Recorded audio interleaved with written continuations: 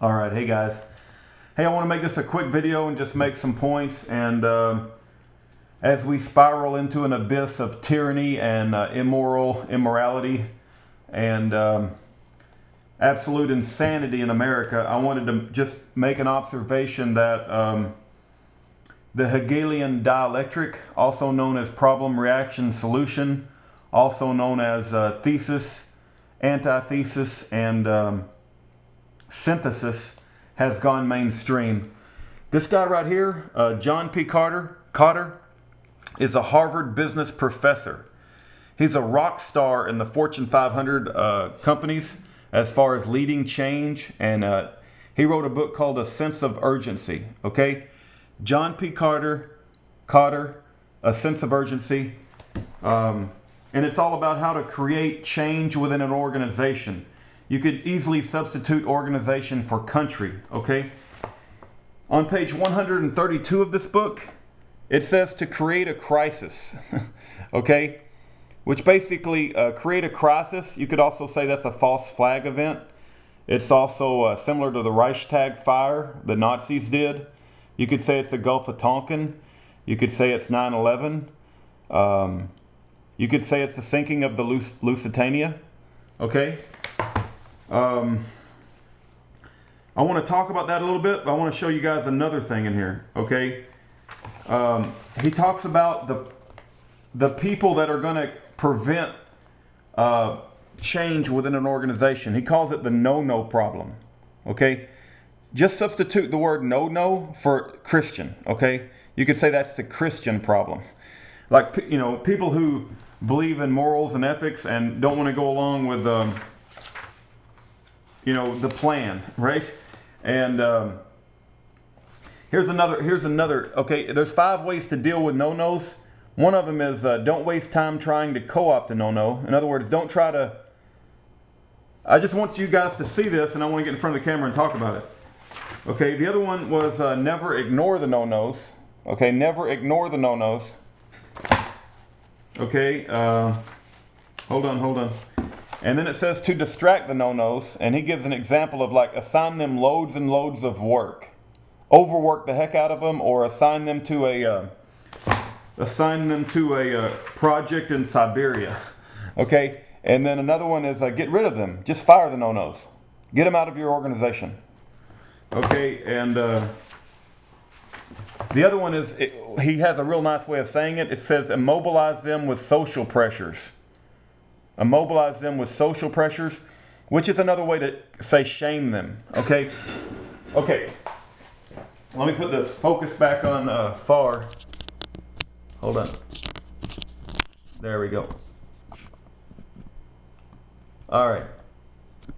Okay, so anyway, okay, so you say, what's the deal? Okay, so this book, John P. Cotter, okay, I wanted to show you the pages so you know that I'm not making this up. Now, I suggest, you know, you get this, if you're really interested, you get the book and read it yourself. But if you don't want to read it, I just wanted to prove to you that I'm not making that up, that those titles are really in this book. And you say, well, who's this guy and why is it important? Okay, John P. Cotter is a Harvard business professor. He is the leading authority in Fortune 500 companies to tell them how to change their organization, to how to motivate people, to how to bring about change. He wrote another book called Leading Change, and it's 8 steps on how to implement change within a big organization. He wrote another book called Our Iceberg is Melting, and another one called The Heart of Change. And he's a recognized authority in how to bring about change. You know, it's like if you have an organization and you want to change the way they work, or you want to motivate people, or you want to create a sense of urgency. Like, for instance, if you want everybody to get excited about global warming, right? If you're Al Gore and you're looking around and nobody's getting excited about global warming, John P. Cotter will tell you how to create a sense of urgency, okay? Now, you know, a lot of people don't know who he is, but if you are running a Fortune 500 company, you know who John P. Cotter is, okay? He has all the credentials and he has the track record.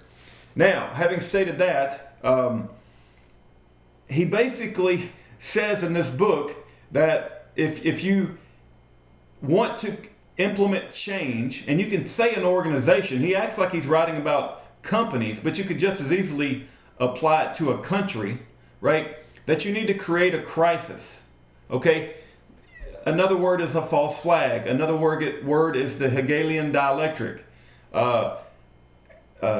Thesis, antithesis, and synthesis. Another word is problem, reaction, solution. False flag, right? So you say, what's the big deal about the fact he put that in the book? Well, first of all, it's very unethical, right? And when he writes about it, he doesn't say any verbiage about whether it's right or wrong. It never even comes into the conversation. He writes about the downside in that if you get caught creating a crisis and everybody finds out about it, you'll lose your credibility. But he doesn't say that it's wrong to create a crisis, right? It's not wrong to create a false flag. He's just saying that a downside is if you get caught, it's going to hurt your credibility, right? And then he also talks about the problem of no-nos. No-nos are people who don't want to go along with the plan. And he talks about there's 2 wrong ways to deal with no-nos, and there's 3 right ways to deal with no-nos. Okay? And I showed you the book so you'll know I'm not making this up. Now, you could just as easily substitute the word Christian in there, right? Christians are no-nos. Christians, like, they don't want to go along with the plan if it's unethical, right?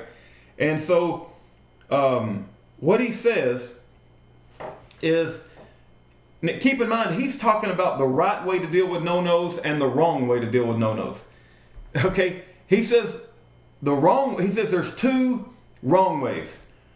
The first wrong way, and this is wrong in his mind, right?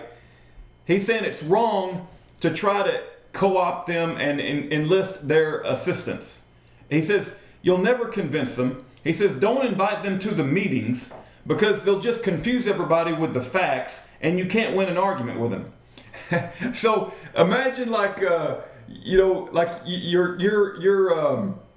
you wanted to create a sense of urgency, right? A sense of urgency is the name of this book about evolution. You wanted everybody to have a sense of urgency to believe in evolution. Well, Ken Hovind would be a no-no, right? Ken Hovind would be your no-no. What he's saying is don't invite Ken Hovind to the meeting because you can't beat him by winning an argument, okay? That's the number one thing. So the number one wrong way to deal with a no-no is don't invite them to your meetings and don't try to enlist them or convince them because you can't beat them. The second thing is, he says, don't ignore them. He says because their arguments are so powerful, right, that they'll just convince everybody when they leave the meeting. Even though you had a spectacular meeting and you gave a great presentation, as soon as everybody leaves the meeting, the no-no, right, in this case it's Ken Hovind, will share the truth and he'll just convince everybody that evolution is a bunch of crap anyway, even though you didn't invite him to the meeting. So what John P. Cotter is saying is, don't invite the no-nos to your meetings and don't ignore them. He said that's the 2 wrong ways to deal with no-nos. Now he gives you 3 correct ways in his mind to deal with no-nos, right? 3 correct ways to deal with no-nos is to fire them. He says if you got any people like that in your organization, just go ahead and fire them. Remember that page I showed you earlier? Get rid of them. Okay. The other way he said to deal with people like no-nos is he said assign them so much work that they don't have time to do anything else, right? And they'll just become swamped with work and they can't have any impact. And he also suggests you assign them to some country far away, like, put them in Africa or Siberia, or get them far away from everybody else. So he says to fire them, get them far away from everybody else, and overload them with work. And the third way he says to deal with no-nos is to publicly shame them. Just to shame them with peer pressure. And he says that only works on lightweight no-nos. But he says there are some heavy duty no-nos. He calls them, I think he calls them extra strength no-nos or heavy duty no-nos. But he says for those types of no-nos, that public shaming won't work, and that you have to either fire them or assign them to another part of the country. So you know, the point I want to make in this short little video is that problem, reaction, solution, the Hegelian dialectic, has gone mainstream. This guy is a rock star for Fortune 500 companies. And he's telling our CEOs and he's telling business managers all over the country that if you want to get your organization moving in the direction that you want them to move, that you need to create a crisis. And when you run across those no-nos in the organization, fire them, overload them with work, assign them to somewhere outside of the country, or publicly shame them, right? And that is our business strategy. And that's exactly the strategy of the Obama administration, right? That's what they do when they run the country. They look for crisis. See, a regular common sense Christian, right, doesn't want a crisis. We work to avoid a crisis. We see something coming ahead down the road, and we say, hey, this is bad for us, it's bad for our children. Let's prepare, and let's avoid the crisis, and let's make the best of it. And but that's not how these people think. These people think, they look for crisis. Every crisis to them is a great opportunity to implement change and to change the country from what they hate, right, to what they want it to be, which is a tyrannical imprisonment system to control us, and a satanic system to get us to bow down to all their crap. So anyway, I just wanted to share that, get that out there. It may not mean much to some of you, but I noticed it. I noticed it when I read the book, and it's very obvious that they're training our business leaders to implement the Hegelian dialectic, and to how it even tells them how to deal with the no-nos, the people like us, right, Christians that don't want any part of immorality and don't want any part of unethicalness. It's extremely unethical to create a crisis when there is none, and to tell people that you got to do something because this big crisis has happened, and you just manufactured the whole thing. It's extremely unethical, but he never goes into the fact that it's unethical to do it, right? He says you must do it. He says it's imperative that you do create a crisis. So anyway, I guess on an ending thought, I'll just share a last thought. Did I mention I can't stand most Christians? I can't stand most religious people. And I shouldn't use the word Christians there. I should have said religious people. I can't stand most religious people. I just can't.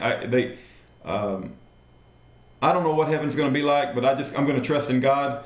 A friend told me that God didn't tell us much about heaven, but he told us just enough that we'll want to go there. And I got to trust in God that it's going to be a wonderful place. But I tell you what, I'm not going to hold on to this life, because I see us falling into an abyss of tyranny. And, you cannot enslave an honorable people. I learned that from Pastor Manning. You cannot enslave an honorable people. Honorable people would rather die than be slaves. And so there are some of us that have not bowed the knee to Baal, and we will not be slaves. And you can try to push it and push it and push it all you want to, but there are some of us that will not bow the knee to Baal, and we will not be slaves. And you're going to have to try to kill us. But God help you when you come across someone who's got the power of the Bible and power of the Holy Word and power of God behind him, because he's going to be hard to kill. But anyway, that's all I got to say. May God bless and protect the righteous, and may he destroy and bring divine justice to all the wicked people of the world.